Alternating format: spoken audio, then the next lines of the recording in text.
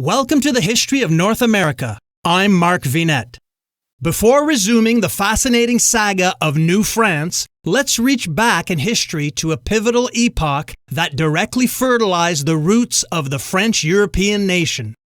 North American institutions, architecture, infrastructure, city planning, art, music, literature, history, culture, manners, customs, traditions, political organizations, laws, and language owe a great deal to the Roman Empire.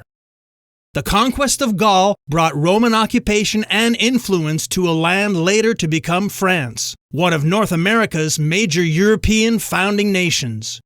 Join me on a fun precursor to the French exploration and colonization of North America, with the help of our good friends at LibriVox. History of Julius Caesar, the Conquest of Gaul.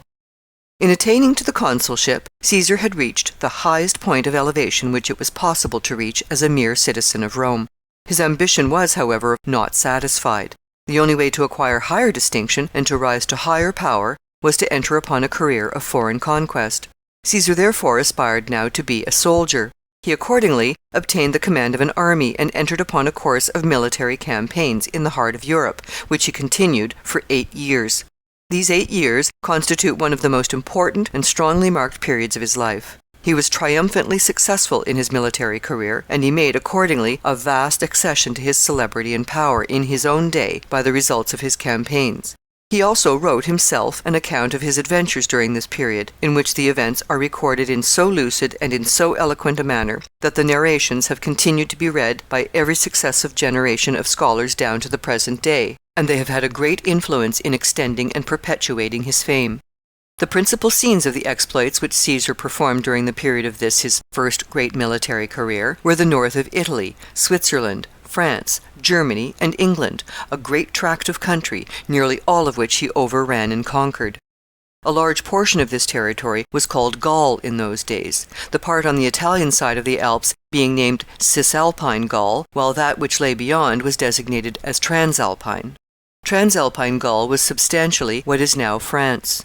There was a part of Transalpine Gaul which had been already conquered and reduced to a Roman province. It was called the province then, and has retained the name with a slight change in orthography to the present day. It is now known as Provence. The countries which Caesar went to invade were occupied by various nations and tribes, many of which were well organized and warlike, and some of them were considerably civilized and wealthy.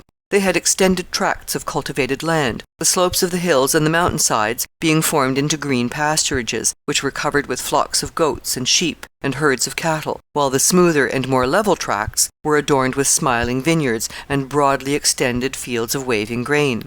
They had cities, forts, ships, and armies. Their manners and customs would be considered somewhat rude by modern nations, and some of their usages of war were half barbarian.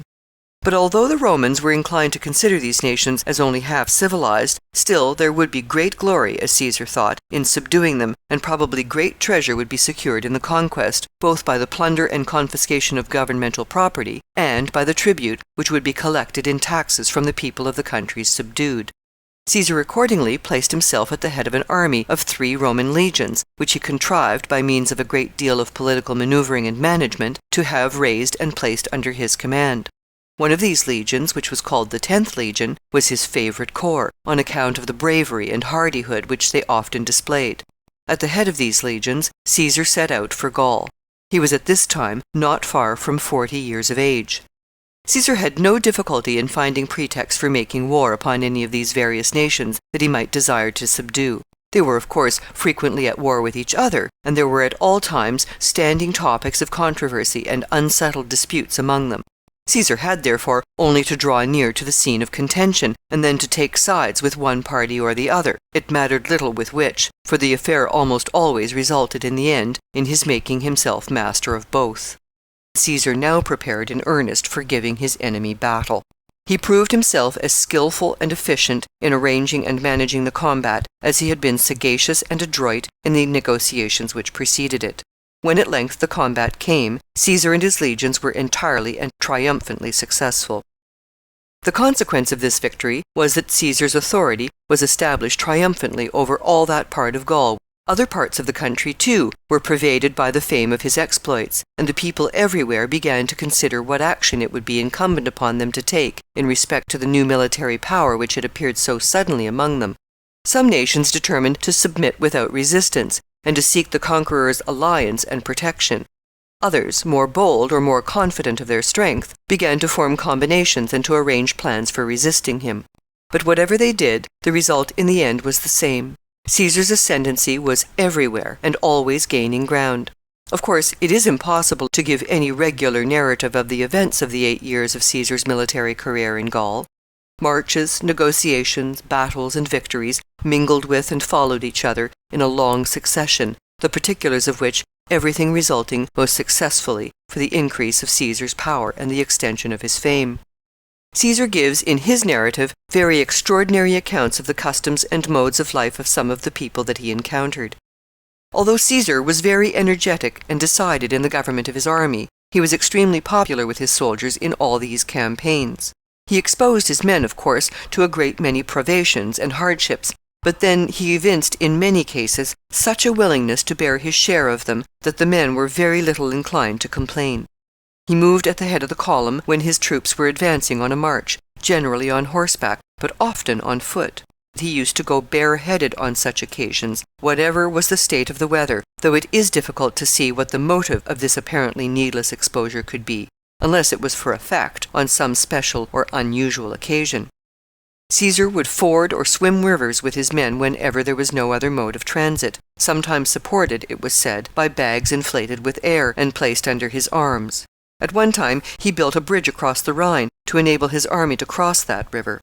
This bridge was built with piles driven down into the sand, which supported a flooring of timbers. Caesar, considering it quite an exploit thus to bridge the Rhine, wrote a minute account of the manner in which the work was constructed, and the description is almost exactly in accordance with the principles and usages of modern carpentry.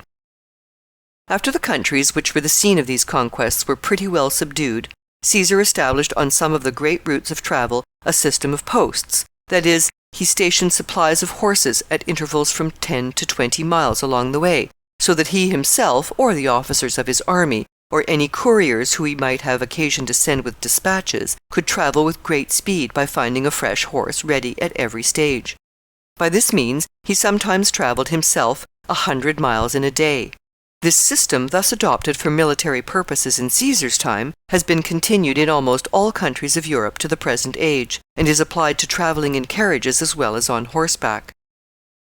Caesar, then, who, though undaunted and bold in emergencies requiring prompt and decisive action, was extremely cautious and wary at all other times. During the whole period of his campaigns in Gaul, Rome and all Italy, in fact, had been filled with the fame of his exploits, and the expedition into Britain added not a little to his renown. The populace of the city were greatly gratified to hear of the continued success of their former favorite. They decreed to him triumph after triumph, and were prepared to welcome him whenever he should return with greater honors and more extended and higher powers than he had ever enjoyed before. Caesar's exploits in these campaigns were, in fact, in a military point of view, of the most magnificent character.